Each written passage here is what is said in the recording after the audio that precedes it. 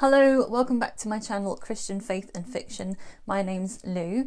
Today I'm going to be sharing with you my recent reads videos that I've been recording throughout January and the beginning of February. Let's see how I got on.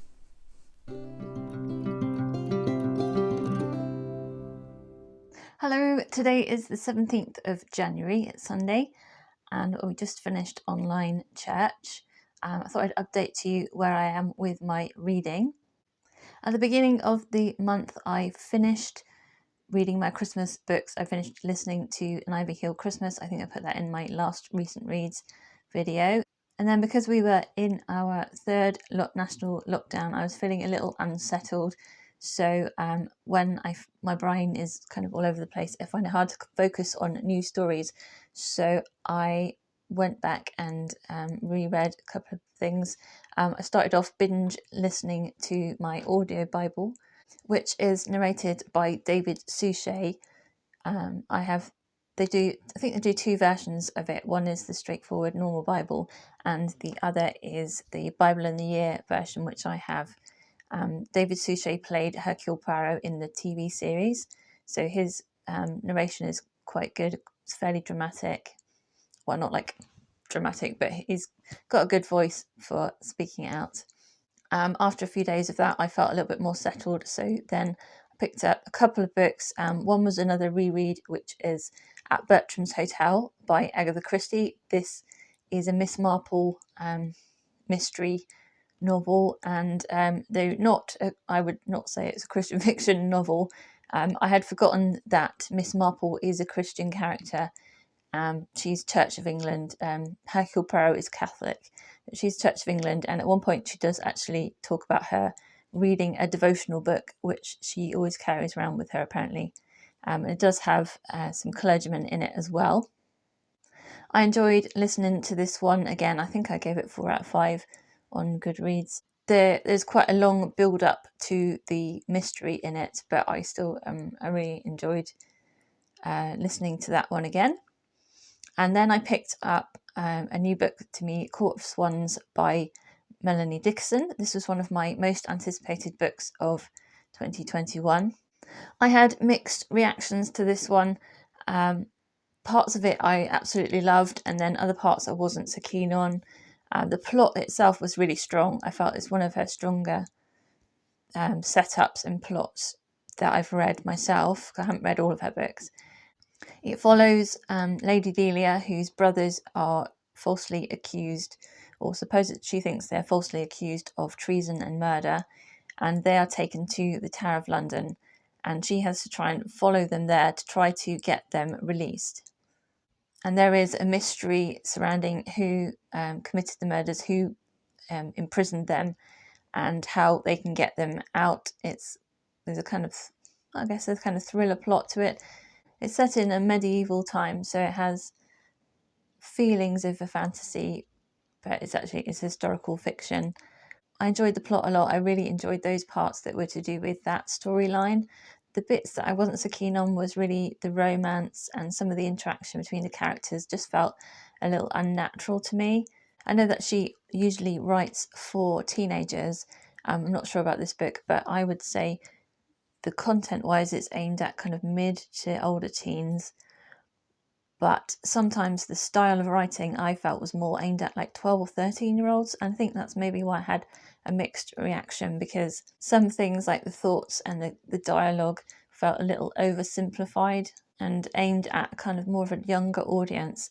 But I wouldn't have said the content is suitable for like a middle grade audience. If you've read this book, let me know what you thought of it down in the comments, and especially if you've got children, teenagers who have read it. I'd like to know what their kind of view on it would be, because it's hard for me as an adult to kind of get back into that mindset to know whether it would be suitable or not, really. I did enjoy it. I gave it 4 out of 5 on Goodreads. On my blog I gave it 3.75 out of 5. I want to see where the series goes still. But yeah, mixed.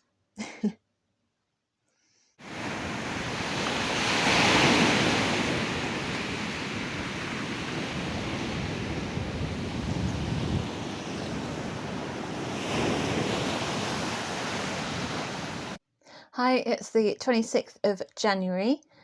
This week I finished rereading 2 Agatha Christie books, the Miss Marple books, Murder at the Vicarage, which I gave 4.5 out of 5 stars, and 450 from Paddington, which I gave 4.25 out of 5 stars. And then in Christian fiction, I finished reading a novella by Lindsay Harrel, which is beginning to her new series, the Walker Beach series, which is contemporary romance. And I got this free from her because I'm signed up to her newsletter. So I'll try and leave a link below to where you can sign up if you haven't already done so. You can buy it, but it doesn't take much to sign up to the newsletter, get it for free, and then see if you want to continue with the newsletter. This is quite a short book. There's less than 100 pages, and the last chunk is the first chapter from the first official book in the series. The story follows Gabrielle and Tyler, who are old flames, an old relationship that broke up, and they have been paired together as leaders in a children's camp. The chemistry between them develops again, but Tyler is in New York City, 3,000 miles away, and he has a non-profit which he's very passionate about and doesn't really want to leave. And Gabrielle is in Walker Beach, California, where she is taking care of family, so she doesn't really want to leave there either.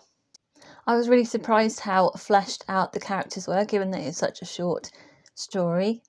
I love the relationship between the sisters as well, obviously between Gabrielle and Tyler, and I liked seeing how we got kind of a revelation of what things had happened in the past, both in their relationship and in their lives. The story was clean. There wasn't a huge spiritual content in there, just an odd mention about God, but it was definitely clean. The kissing scene was a little bit more detailed than I personally prefer, but nothing kind of immoral or anything. So overall, it was a great romance and with surprisingly deep characters. I gave this one 4.5 out of 5 stars.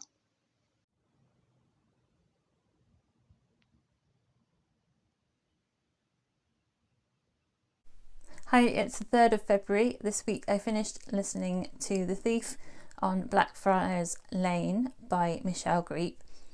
I really enjoyed listening to this historical mystery romance set in Victorian London. The story follows Jackson Forge, who is a new recruit to the police, and in order to keep his job he is tasked with following up the disappearance of a London cab driver, and in order to do that he has to team up with a known swindler called Kit Turner. I really enjoyed this book. I really loved it. It was such good fun. I feel like the setting came right out of Oliver Twist by Charles Dickens. I can see Fagin and Nancy, Bill Sikes, the Artful Dodger, all kind of living in this area of London. I don't know if it was actually set in this area of London, but it got that kind of feel to it. Some of the story is in the kind of upper class part of Victorian society, but the majority of it is in that kind of underbelly of London, the kind of grimy criminal areas. The plot was so kind of twisty and turny, and every time I thought they were going to get to the resolution of the mystery, something else would happen. It would kind of knock them in a different direction, or obstacles would come against them left, right and centre. So there was a lot going on. I really enjoyed seeing the relationship develop between Jackson and Kit. They're both quite strong characters. They're headstrong and they kind of butt heads quite a lot. It was really fun to see them kind of pushing back against each other throughout the book. The spiritual content was good. I thought there was a strong message of healing and hope. Both characters had issues from their past that they were having to work through, both together and also with God. So I was really glad that I chose this one as one of my most anticipated reads of the year, and I gave it 4.75 out of 5 stars, which I rounded up to 5 out of 5 on Goodreads. So I'm quite pleased with my reading this month. I managed to read 3 new stories and reread 3 books as well. I listened to quite a lot of audiobooks, which was really good. I would say my favourite book from the last month would be The Thief on Blackfriars Lane by Michelle Griep. I predicted that I would love this book and I did, so I was really pleased about that one. But I'm really interested to know if you've read any of these books and if you thought the same as me or if you thought completely different to me. Let me know in the comments, and if you have a favourite book that you've read in the last month, also let's chat about those as well. Thank you so much for joining me today. I hope you have a really great reading week and I'll see you again soon. Bye!